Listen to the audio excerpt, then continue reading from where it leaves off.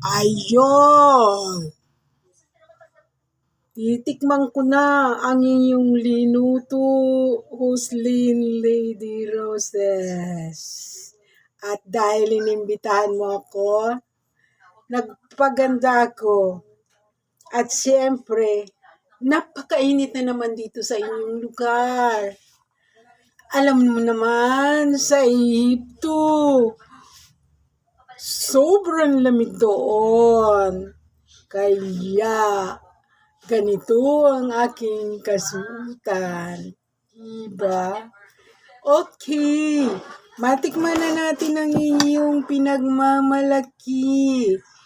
Oh. Ang ganda-ganda naman. Asko. Oh, maganda naman. Siyempre, ano pa bang gagawin natin dito kundi iwain na natin yan. Atiin ko na lang sa gitna para diretso. Siyempre, dahil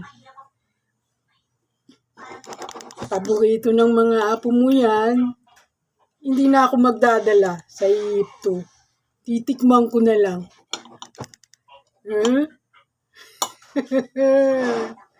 Ay, parang masarap nga. Ang bango-bango.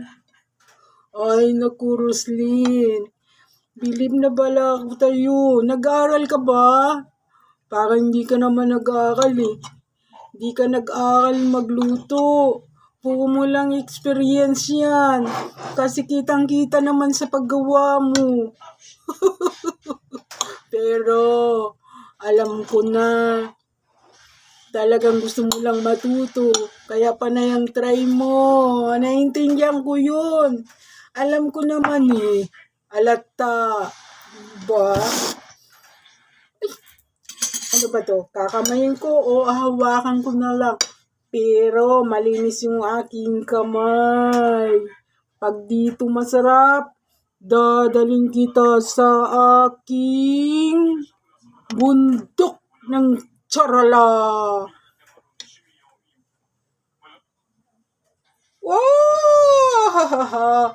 At mukhang masarap. In fairness.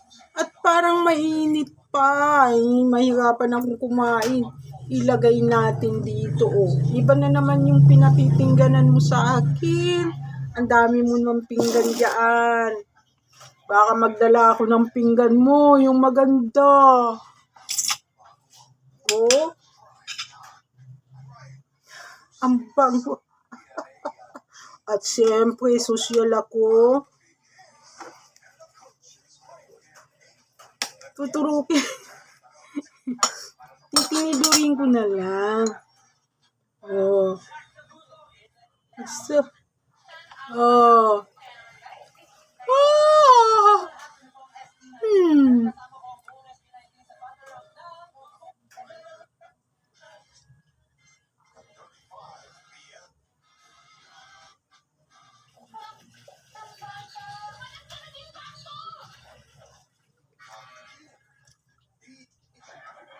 Ay, ang sarap.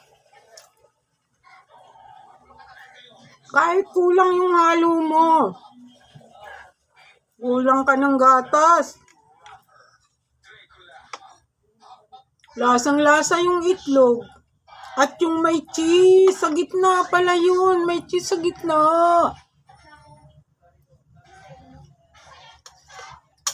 Sige. Hindi kita dadalhin sa bundok ng charala. Mag-aral ka ng mag-aral magluto. Kahit wala kang experience, gawin mo experience yung pagluluto. Pag nagkamali ka, balik ka uli. Ulitin mo uli. Ganun lang yun. Hindi mo na magkakailangan ng kung ano-ano pa. Basta pagkain, lutong bahay. Pwede na yun.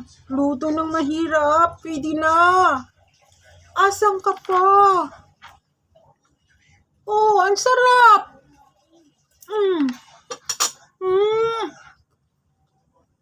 Dadaling ko na to ah. Ito na lang dadaling ko. Sige.